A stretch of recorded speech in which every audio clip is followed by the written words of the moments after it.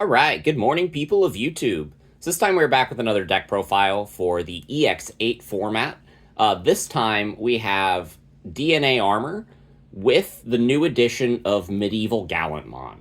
So with Ex8 being released, a lot of people are saying that this is a low power set.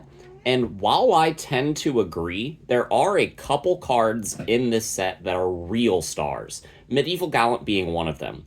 This card provides this deck with a way to out established boards from your worst matchups like Mirage, and sometimes even 3 Great Angels. This card is just absurdly strong, and it really, really does a lot for any archetype that can fit it in. So if you like this kind of content, make sure you guys like and subscribe. And without further ado, we will start with the Digitama. I'm playing 4 copies of the BT16 Digimon. You want power on your Magna X stack, and this card is just really good. So that's the only egg that we're playing. We never really go through 5, so 4 is fine. For the rookies, we got 4 copies of the Searcher Worm, 4 copies of the Searcher V. These are your ones with your good inheritables and the ones that grab all your pieces. And then I got 1 copy of the Promo Worm. This card has that same end-of-turn DNA inheritable, but it also provides us the benefit of being able to pick up Medieval Gallant when we're searching. The downside is this card cannot grab 10 of our rookies, which is a little sad, but, you know, trade-offs. And also the ability to have 9 copies of this inheritable effect is really great for consistency. I'm playing a single copy of the BT16 VMon. The inheritable effect for power is great. The gain of memory is great, and since Medieval Gallant has Alliance, there are times that you want your rookie to have at least 2,000 power, so that your Medieval Gallant can swing over things like Mirage. And so that's really nice. I really like having just a couple 2K DP rookies in this deck, and this card just provides some consistency. I'm playing a single copy of the Promo VMon because that draw power is nice. Making your plays cheaper is nice. Honestly, for these next couple slots, you can kind of up or down them however you want. Like, you could increase or decrease this BT16 VMon or the Promo VMon according to your preference, as well as this Wormmon. I'm playing 2 copies of the BT16 Wormmon. This card could easily be a one of. This card has the downside of having to evolve over your egg for 1 memory, and its inheritable effect is not that great. But what this card allows you to do is it allows you to play out of your trash a little bit more efficiently by recycling some of your level 4s, which allows you to be a little bit more liberal with how you're searching your pieces with your rookies, meaning you can like pick up your Magna X's and your level 5s without having to grab duplicates of the 4s because you have access to this card, and this card can recycle your 4s from the trash, while also making your plays cheaper and also being a 2K rookie for the Medieval Gallant Alliance. So it's really nice. I really like this card. And yeah, that's it. We are playing 13 rookies in this deck. I would like to play 14, but we had to make room. So for the level 4s, we got 4 copies of Togemugu. It's an armor, it's blue and green, it's got blocker, and this card's really nice against purple hybrids because it strips the Duskmon whenever they swing with Velgar. So that's fun. And this is just a really, really good card. So 4 of it, and it also fulfills just blue and green for our DNA requirement. Speaking of being armor and fulfilling blue and green for our DNA requirement, we got 3 copies of Digimon. This card is nice against decks that are a little bit lower to the ground and a little bit more aggressive, especially any deck that plays Ukomon. So Digimon does have its utility, but Togemugu is just much better. So we're playing, 4 and 3, and this gives us 7 armors for the Magna X play. I'm playing 4 copies of the BT12 XV. This deck aims to do a lot of damage with Paildramon, stall them out with Magna X while doing consistent damage with that, using Medieval Gallant to break their board. And so what this card allows you to do is it allows you to be a little bit more aggressive with your level 5s than the deck that I was playing at Nationals. And so I do like this card, and it also gives you a memory back whenever you DNA. This card is just overwhelmingly fantastic, especially into a deck that wants to be a little bit more in your face. And then rounding out the level 4s, I'm playing a single copy of the BT12 Stingmon. The inheritable effect of piercing is nice. The downside to this card is that if you use this card and XV for your DNA combo, then you will not have an armor in your sources, so then your Paildramon won't be able to evolve into Magna X, which is a little sad. But you can take your Paildramon or your Dinobemon and evolve it into Medieval Gallant, which is still really fantastic. The gaining memory back is nice, plus this card can go with the Togemugu or the Lydramon into a level 5. It's just your level 5 can't swing as safely at that point. But having piercing on Magna X is really strong, so it is worth including this card as a one of. The reason I'm not playing 2 is because, again, we can recycle this with the worm, and the other pieces are just much more important. So for the level 5s, this deck is actually playing 4 copies of Paildramon and 3 copies of the Dinobemon. The Paildramon's great. You know, you got Partition, you got Stun the Board. This card is kind of a floodgate in and of itself. Plus, it's a pretty safe level 5 to keep in play because of the Partition. So this card is just really great. I really like Paildramon in a deck that wants to be aggressive, especially now that we have access to a board breaker like this card, if they try to counteract our play. And then we have 3 copies of the Dinobemon. This card with the jamming from the XV feels a lot safer, especially since if you do decide to swing with this card, then and you like happen to hit like a level 7 or something, you can just make sure that your stack is safe, and then you can go into the Magna X from there. Magna X with this inheritable effect to trash security is just kind of broken because this just combos so well with what Magna X wants to do anyway. Because the one weakness that they're going to have is if they can outpower your Magna X, well, this card gives you 3,000 DP.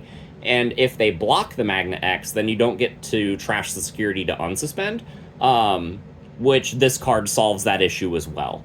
So, like, this card helps Magnamon X play around all of the ways that decks naturally would play around Magna X. And for that reason, this is the secondary level 5 of the deck. But sometimes it just kind of feels like the primary level 5 just because that inheritable effect is so good.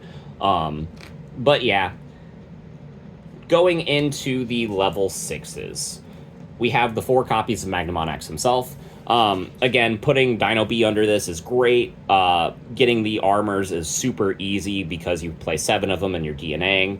All of your rookies give this card pretty good inheritable effects too, and this card is just really hard for some decks to deal with. It'll auto-win you some matchups, but it'll also be a piece that will take your opponent a lot of resources to get around, or a very specific play to get around, and usually that will give you enough memory to either A, build into another one of these, or B, drop the Medieval Gallant and actually choke them while breaking their board. So this card is just super fantastic. I think this is still the best top end for any free-based deck. I think that this card just kind of outshines the Imperial pieces, and I really like the DNA armor variant of Magnamon X. I think it is more consistent than blue base armor, and I think it has more access to better plays, and has less potential to brick in the early game. So I really like this variant of the deck. This is still my favorite boss monster in all of Digimon, and I'm going to continue to find ways to abuse him until Bandai says I can't anymore. And then we are playing 3 copies of Medieval Gallant himself. This is the board breaker. This is the card that just does a lot. For those of you that don't know what this card does, I will read it to you real quick. It's got Alliance and Vortex.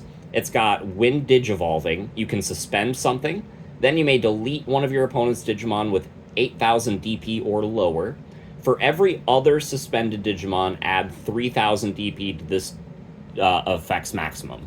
So what this card allows you to do is you can Digivolve into it, blow something up, but it has a neat all turns effect too that says, when Digimon are played, you can activate one of this Digimon's when Digivolving effects. This card sees itself be played, and then you can activate that when Digivolving, suspend something, blow something up, and not only that, but it has when this card would be played effect by suspending 2 Digimon, reduce the play cost by 4. That is not limited to just your Digimon. So if you have no cards in play and your opponent has a Mirage or like 2 Mirages in play, you can just suspend them both, drop this for 7, suspend their like level 4 or something, blow up one of the Mirages with this effect, and then end of turn use Vortex to swing over the other one. You can use Alliance with that if you want, which the Davis Ken means that you're usually going to have an extra body in play for that Alliance, and that's just really fantastic. And since the all turns is a once per turn effect, let's say you're playing against a deck that wants to play a Digimon, you know, which is how you play this game, right? Or like you're playing against Imperial or something, or they have a scramble in play, and they use an effect, they play a Digimon. This effect will trigger after they resolve all of their effects off of the on-play because, you know, their turn player priority and whatnot. But then you'll just get to blow something up, and that's pretty cool. So this card is a floodgate in and of itself. If you get this card on top of Paildramon, then you have Partition on this, and then it just is a nightmare for your opponent to deal with anyway. And this card is just really fantastic. I think 3 of it is a comfortable number in this deck. I would never bump it up to 4. You don't necessarily need 3, but I really, really like this card, and I see a lot of value in this. And in my opinion, this is the strongest card in all of Ex8. So, yeah, I really like it. Those are the only level 6s I'm playing.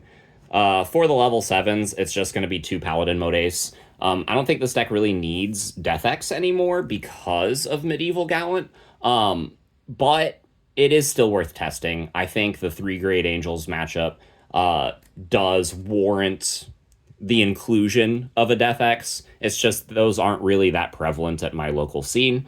So I felt comfortable playing 2 copies of Paladin Mode Ace. This card is just really nice.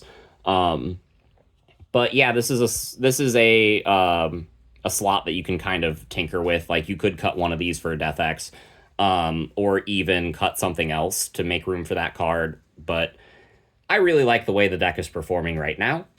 And then going into the Tamers, we got 4 copies of the Davis Ken because this card is just absurd. We got 2 copies of Davis because this card searches every Digimon in the deck, including Medieval Gallant, which is just kind of silly. I'm playing a single copy of the EX7 Shoto. This card is really great in combination with the Medieval Gallant because you'll be able to give it piercing and blocker. But I've also found this card is great in combination with the Magna X into Paladin mode play.